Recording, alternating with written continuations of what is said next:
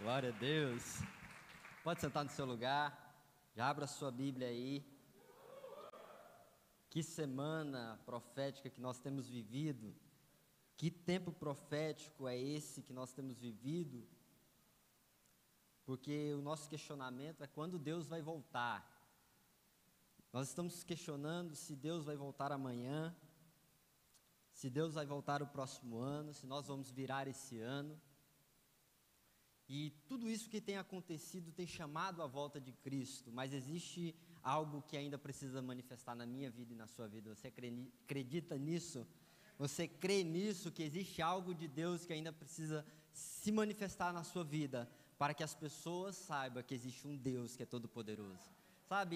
E isso a gente vai entendendo na nossa caminhada com Cristo. E essa semana, se você for e começar a fazer uma retrospectiva dessa semana profética, você vai ver que as palavras aqui lançadas, todas elas têm uma link com a outra. E quando eu fiquei sabendo que eu ia ministrar na semana profética, Deus já tinha falado comigo. E o apóstolo, durante toda a semana, ele começou a falar sobre Joel. Mas só que ele falou do 2 e 3, ele não falou do 1. Deus estava falando comigo no 1.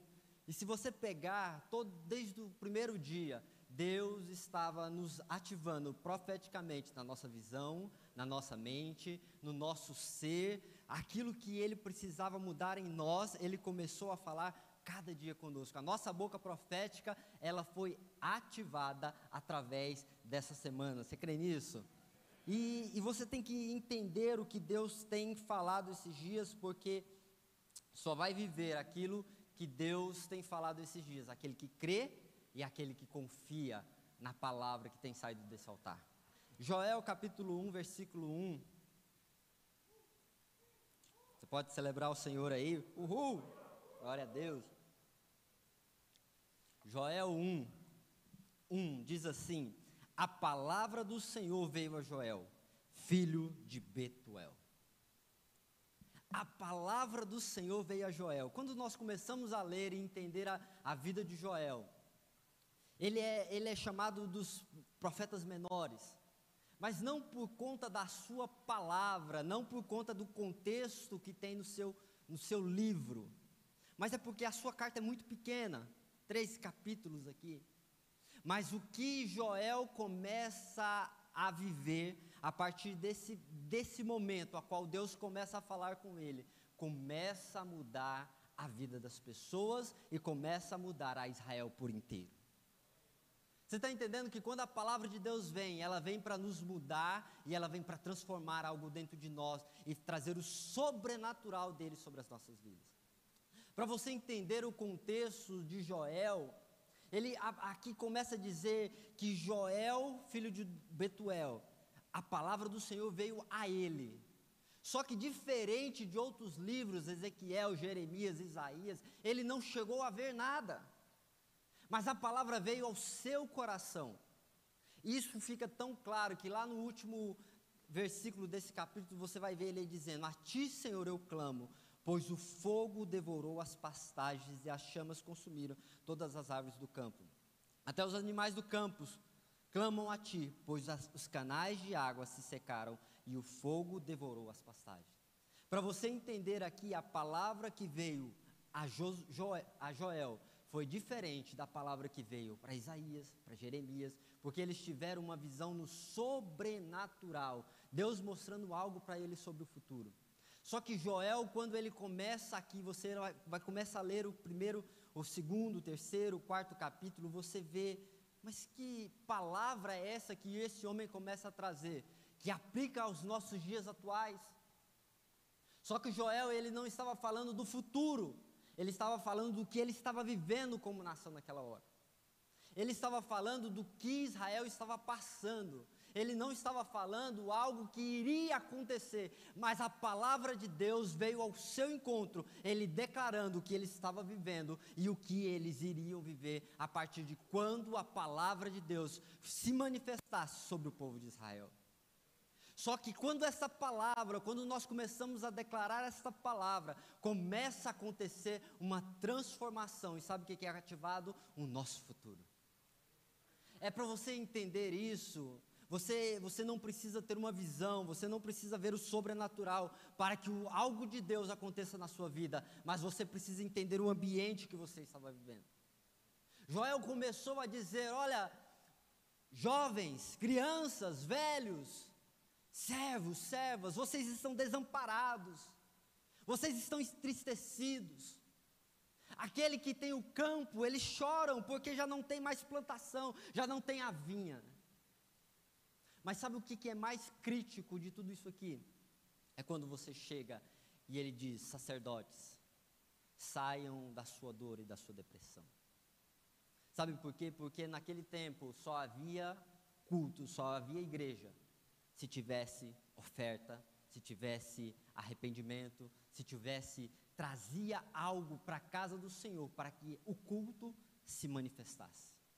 Era uma oferta, eles traziam aquilo que eles tinham plantado, aquilo que eles tinham feito, e traziam à casa do Senhor, e junto com eles traziam toda a família, para celebrar ao Senhor, por tudo aquilo que eles tinham vivido. Sabe o que Joel estava vivendo nesse tempo? A igreja estava desamparada, e ela estava falida, porque os campos, eles já estavam secos. Aqui você vai começar a ler, você vai ver que Joel começa a dizer sobre 4 gafanhotos, que era um ciclo que estava, uma praga que tinha invadido a Israel. O gafanhoto devorador, o migrador, o cortador e o destruidor. Só que não são gafanhotos diferentes, era o mesmo gafanhoto. Sabe o que era? Era um ciclo que se vivia. Vinha o gafanhoto, ele cortava, aí vinha o outro gafanhoto, ele semeava para que pudesse dar mais gafanhotos, vinha outro e cortava, e o outro vinha e destruía o que sobrou. Estava uma peste sobre Israel, o povo estava desamparado porque não tinha colheita, porque não tinha semeadura, porque não tinha algo para nenhuma esperança, porque tudo que se plantava o gafanhoto destruía. E Joel agora começa a declarar: vocês estão desolados, o culto ao Senhor está parado. E quando o culto ao Senhor ele para, sabe o que é a primeira coisa que acontece? Nós nos entregamos ao mundo. Você vai ver Joel dizendo assim: olha, vocês estão entregues às suas vontades. Os sacerdotes estão deprimidos porque não existe adoração a Deus. Aqueles que plantam vinha, eles estão embriagados no seu vinho porque não tem esperança, eles estão esperando somente a morte. Sabe, quando a igreja ela para, o mundo ele começa a tomar de conta. Mas nesta noite o Senhor me trouxe aqui para dizer que a igreja ela nunca vai parar, porque existe uma palavra profética que sai do altar, e a palavra profética é que esse ciclo de destruição que tem levantado na sua vida, ele vai cair por terra em um nome de Jesus. Se você crê nisso, você pode aplaudir a Deus bem forte.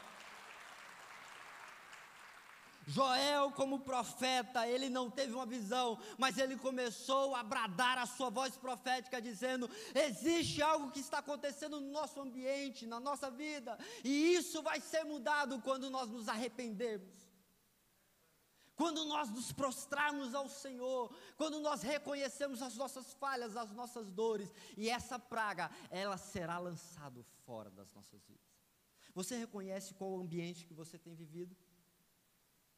Você reconhece o que tem acontecido dentro da sua casa?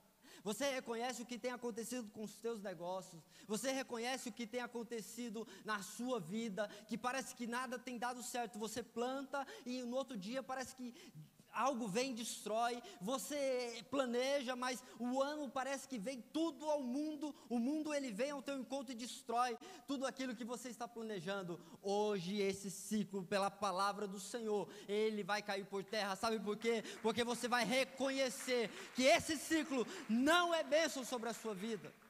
Você vai identificar isso.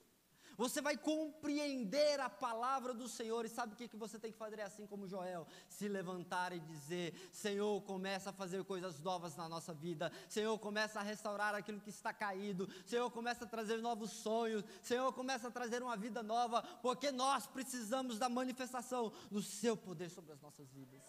Nós precisamos que algo novo aconteça sobre nós. Mas primeiro nós não podemos nos aliar ao que o mundo tem nos dado. Israel, o grande problema que Israel vivia era que, a todo momento, ele ouvia a Deus, mas ele ouvia o mundo. Ele queria ter os deuses que as outras nações queriam. Eles queriam fazer da mesma forma que as outras nações, sendo que Deus era suficiente para Israel. Sabe, esse tempo nós temos que identificar o que nós temos vivido. E esse tempo que nós temos vivido, o mundo, ele tem tentado destruir a nossa casa. E ele tem entrado na nossa vida e nós não temos percebido. Porque o humanismo, ele tem tomado conta de nós. Você quer ter uma noção? Há 30 anos, quando o meu bisavô, ele era da igreja, o pastor, ele subia em cima do altar e dizia assim: a TV é do diabo. Ninguém aqui vai ter TV em casa, porque a TV é do diabo. Sabe o que os irmãos dentro da igreja falavam? Amém, assim vai ser. Tinha uns que era mais rebelde, queria ter TV em casa, não fazia, colocava no... Só que existia um temor da palavra que saía do altar. Hoje, quando nós dissemos alguma coisa a qual nós estamos confortados, porque o pastor está querendo trazer julgamento. O pastor está sendo, ele quer julgar os meus pecados agora. O pastor, ele quer falar ao meu respeito, e eu não concordo que ele fale para mim. Sabe por que isso nós aceitamos? Porque nós estamos confortados na posição que nós estamos. Mas a palavra de Deus, ela vem para destruir tudo isso que o mundo tem trazido para dentro de nós. E nós não vamos aceitar aquilo que o mundo tem nos oferecido. Nós não vamos aceitar as palavras que o mundo tem falado ao respeito da nossa casa e da nossa família.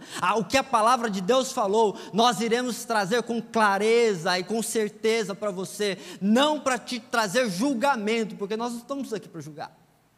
Mas nós estamos sim para denunciar o pecado, e nós vamos dizer com todas as forças que é pecado, que não pode fazer, que está errado, porque se nós não levantarmos como uma geração que fala contra o mundo, nós seremos engolidos por este mundo. Daqui um pouco, sabe o que vai acontecer? Nós não estaremos dentro da igreja, porque cada um vai fazer da sua maneira, cada um vai ser a sua igreja. Não vai existir pastores e profetas, mas nós vamos ser tomados pelas nossas vontades, e assim como esses sacerdotes e como esses homens, nós não vamos ter direção, porque sem Jesus nós não temos direção nessa vida. É nós entendermos que existe sim uma intenção demoníaca tentando destruir as nossas vidas. Você quer ver outro exemplo? Quando há milhares de anos atrás, os apóstolos, eles eram perseguidos. Eles faziam um culto em reuniões, a qual eles começavam a ver se vai alguém, mas eles faziam ali naquele momento, rapidinho, adorava a Deus, e cada um para sua casa, com um pedaço de Bíblia. Quando um era pego, a pessoa dizia: nega Jesus, senão você vai morrer. Nega Jesus, porque senão eu vou te colocar na cruz e você vai ser morto. A pessoa dizia: pode me matar, porque Jesus eu não deixo de jeito nenhum. Na história você pode ler que existem homens e homens que, até hoje, homens que estão sendo mortos porque acreditam nesta palavra, têm certeza que essa palavra é a palavra de Deus, têm certeza que essa palavra que pode nos mudar, têm certeza que essa palavra que pode nos transformar. Até hoje existem homens a qual são perseguidos porque falam o nome de Jesus.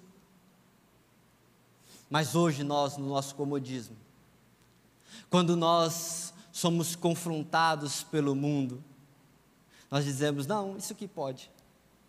Isso aqui está fácil, isso aqui eu posso, isso aqui pode entrar lá em casa, isso aqui eu posso fazer com um conchavo, com o pessoal, que vai dar certo, não tem nada de mal, sabe?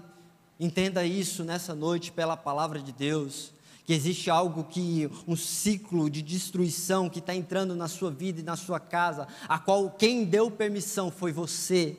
porque deixou que o mundo dominasse a sua vida. Mas nesta noite a palavra de Deus vem para te trazer o entendimento, para te trazer a clareza, dizendo: não, você não faz parte deste mundo, mas eu tenho algo muito melhor e especial para você, quando você abrir a tua boca profética e começar a viver milagres da parte do Senhor, milagres aonde ninguém se explica, milagres aonde ninguém pode dizer de onde vem o suprimento, de onde vem a provisão, como Deus tem feito. Você verá a mão de Deus cuidando de você e da sua casa, e a manifestação do poder de Deus sobre a sua vida de maneira extraordinária. Você acredita nisso? Você pode aplaudir ao Senhor?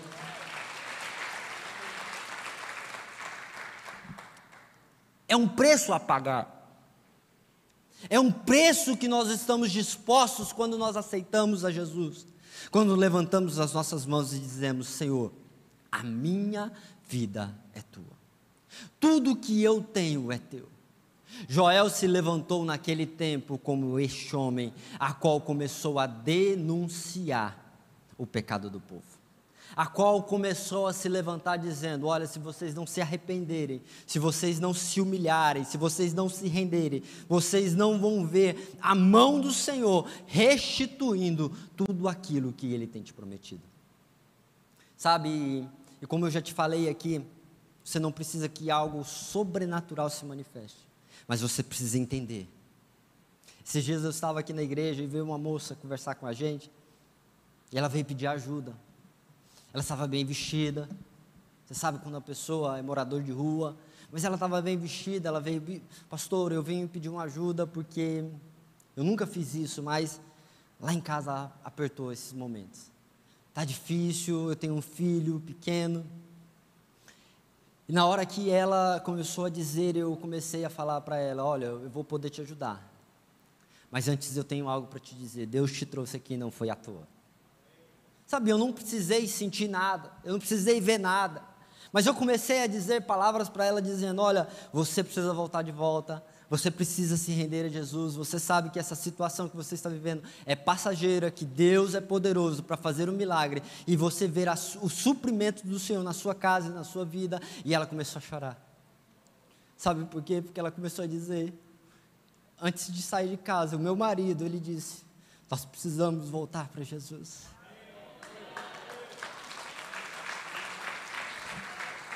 Nós precisamos nos render a Jesus. E naquela hora eu falei: cadê seu marido? Chamei ele, e eu falei a mesma coisa para ela, e ele falou assim: eu reconheço, eu sei, eu estou entendendo que essa é uma oportunidade a qual Deus está me dando, para que eu volte à casa do Senhor. Sabe, naquela hora eu orei por eles, abençoei, falei: olha, vocês não precisam vir para cá, vai para qualquer igreja, vai para qualquer lugar, a comunhão ela é importante, a unidade é importante.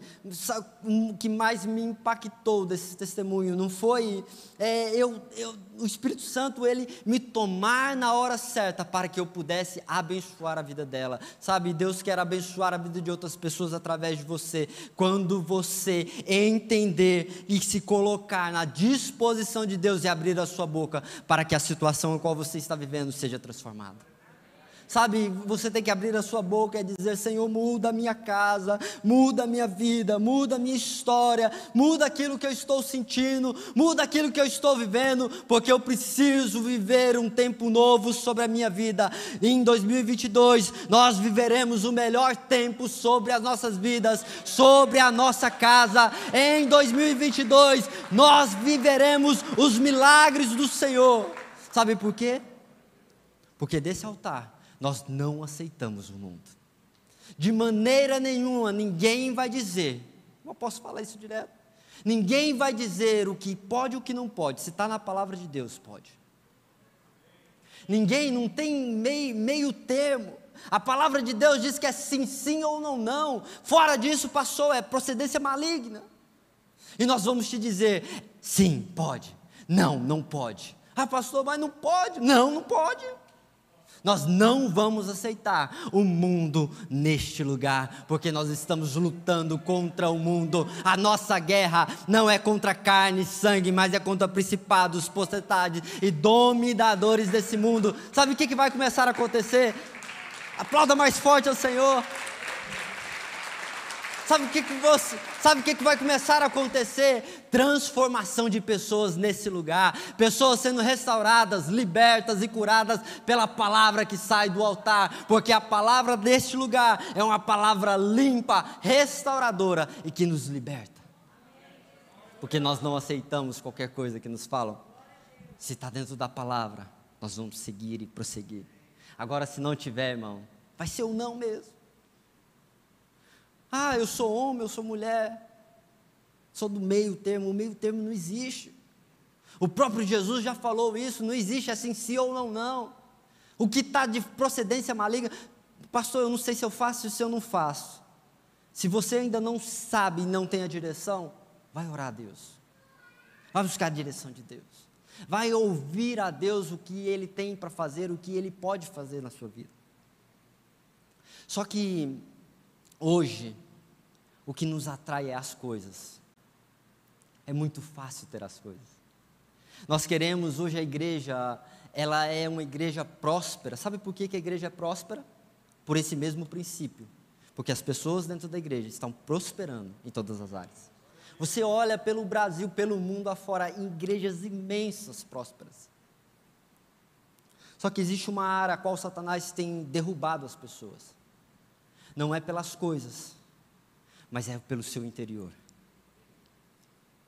Pessoas a qual negociam a sua vida pelas coisas. E depois que é retirado as coisas, ela sente falta de algo. Ela sente dor, ela sente um peso, elas sentem que precisa e necessitam de algo mais. Sabe, um carro, uma casa, até mesmo Satanás pode nos dar. Porque Ele tem poder para dar. Ele pode nos dar dinheiro, Ele pode nos dar a fama, Ele pode nos dar o reconhecimento. Mas o que mais nós temos vivido nesses últimos tempos é pessoas depressivas. Pessoas a qual tem tudo, tem milionários, pessoas milionárias que dariam tudo para ter a vida que você tem. Ela fala assim, eu troco a minha vida com você, para que eu te dou tudo, todo o meu dinheiro, para que eu tenha a sua vida. Sabe, porque Satanás não tem trabalhado nas coisas, mas Satanás tem trabalhado no nosso coração. Satanás tem destruído os corações das pessoas, porque a Bíblia diz que do coração procede a fonte de vida. E muitos de nós estamos com os nossos corações pesados, sabe por quê? Por um acúmulo de coisas que tem acontecido. Por um fardo que está sendo lançado sobre nós e que nós não aguentamos mais. Por uma cobrança a qual o mundo faz de nós, temos que ser uma pessoa melhor. Temos que ser um pai melhor, uma mãe melhor. Pelas pessoas, a traição de pessoas a qual nós confiamos tanto. E ela nos trai, e nós saímos daquele relacionamento dilacerado. Casamentos destruídos dentro da igreja. A qual pessoas largam depois de meses, dizendo, não, isso aqui não serve para mim. Isso aqui não é para mim, aonde a palavra de Deus diz que quem constituiu o casamento foi o Senhor, a família foi o Senhor, e nós tomamos atitude pela nossa vontade, porque não aguentamos mais as pessoas. Porque não aguentamos mais nos relacionarmos com as pessoas, porque as pessoas falam mal da gente, porque as pessoas não nos amam, porque as pessoas não acreditam em nós, porque as pessoas nos trapaceiam. Existe um fardo sobre a humanidade, sobre as pessoas, a qual nós não conseguimos ter respostas, a qual na nossa caminhada de vida nós trazemos isso todos os dias. Feridas de pessoas, de palavras, pessoas que nos machucam, e nós carregamos isso conosco todos os dias. Isso vai trazendo uma infelicidade, uma tristeza, uma angústia, a qual nada no exterior tem brilho mais para nós. Nada mais nos satisfaz, o dinheiro não nos satisfaz, a fama não nos satisfaz, o reconhecimento não nos satisfaz, nada nos satisfaz, porque existe um vazio dentro de nós. Porque existe falta dentro de nós, de algo em nós. Nessa noite, Deus me trouxe para te dizer que você precisa primeiro, e a palavra profética, ela já foi proferida para Jesus. Lança sobre mim toda a sua angústia, todo o teu fardo. Sabe o que é lançar o fardo sobre o Senhor? Eu vou te dar uma demonstração fácil. O Paulo está aqui, ele conhece, trabalha com carreta. Mas sabe, quando você está com uma carreta cheia com ela toda preenchida, e você está numa estrada, numa alta velocidade, ela não consegue parar de maneira imediata. Mas aquela carreta, ela precisa de um tempo, em uma pista bastante longa, para que ela possa parar. Sabe por quê? Porque existe um fardo atrás dela que a empurra para frente. Muitos de nós estamos querendo gritar e falar e dizer e não conseguimos, porque existe um fardo que está nos empurrando e nós não aguentamos mais.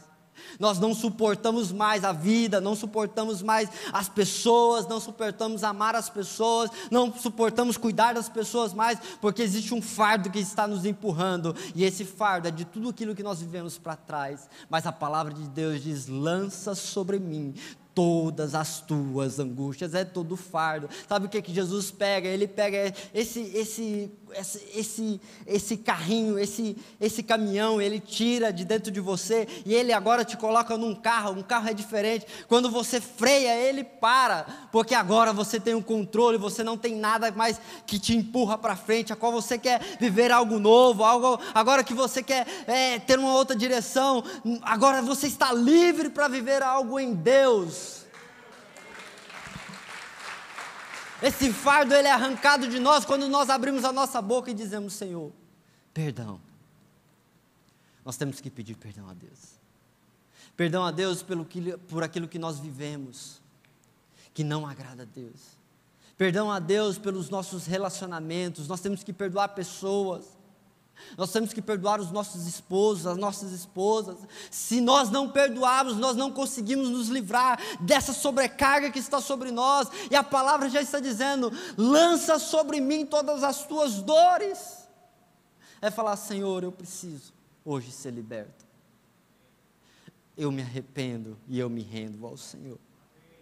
Se render ao Senhor é você se humilhar realmente, é você se prostrar, é você se entregar a Ele, dizer: Senhor, muda a minha vida e muda a minha história. Eu preciso de algo novo, mas eu preciso primeiro que algo seja transformado dentro de mim. Deus vai começar a fazer isso na sua vida para que você viva o melhor de Deus sobre você. Sabe, para me encerrar aqui, o rapaz do violão pode subir aqui. Você vai ler a história de Jó, e você vai ver que a Bíblia fala encontro de Satanás e Deus. Deus pergunta: você tem visto meu servo Jó? Sim, tenho visto. Mas está fácil para ele, porque ele tem tudo. Deus fala para ele: pode tocar em tudo que ele tem. E a Bíblia diz que Satanás tira tudo dele, tira a família, tira os seus bens, tira a sua terra, tira seus filhos, só deixa a sua esposa. Depois Satanás se apresenta de novo diante dele, de Deus, e fala: você tem visto meu servo Jó? Tenho visto. Mas ainda ele não falou contra ti, porque ele ainda tem a sua vida, ele tem a sua saúde. Deus falou para ele: pode tocar, só não toca na vida. Satanás toca na vida dele, e nessa hora a qual ele fica enfermo, doente, cheio de lepra, adoecido, a sua mulher grita de lá. Você pode ler na Bíblia ela dizendo: porque você ainda mantém a sua integridade. Porque você ainda mantém a sua integridade, amaldiçoa esse Deus e morre. A resposta dele para ela é dizendo: você fala como uma louca. O bem do Senhor você aceita, mas o mal você não aceita. Sabe por que Deus permitiu que Jó passasse por toda essa dificuldade? Porque o seu coração ele já tinha provado, e ele já tinha sido aprovado. Quer ver um exemplo? A Bíblia não fala, Mas Jó, quando ia fazer um negócio, eu tenho certeza que a pessoa dizia assim: não, vamos negociar aqui um pouquinho mais para você. Ele dizia: não, nós vamos ser justos, porque eu tenho um Deus que está nos céus me olhando. A Bíblia diz que quando seus filhos faziam uma festa, ele corria e ele sacrificava a Deus, porque se caso os seus filhos tivessem pecado contra Deus, ele já estava pedindo perdão. Porque ele no seu interior já era um homem íntegro. Não importava se ele tinha as coisas ou não, ele continuava sendo fiel a Deus. Deixa eu te fazer uma pergunta: se Deus tomar tudo de você, você ainda vai continuar sendo uma pessoa íntegra? Você ainda vai continuar sendo fiel a Deus? Jó passou por uma prova a qual a sua integridade, tanto no interior como no exterior, foi aprovada. E a Bíblia diz que Deus entregou para ele 2 vezes mais daquilo que ele tinha.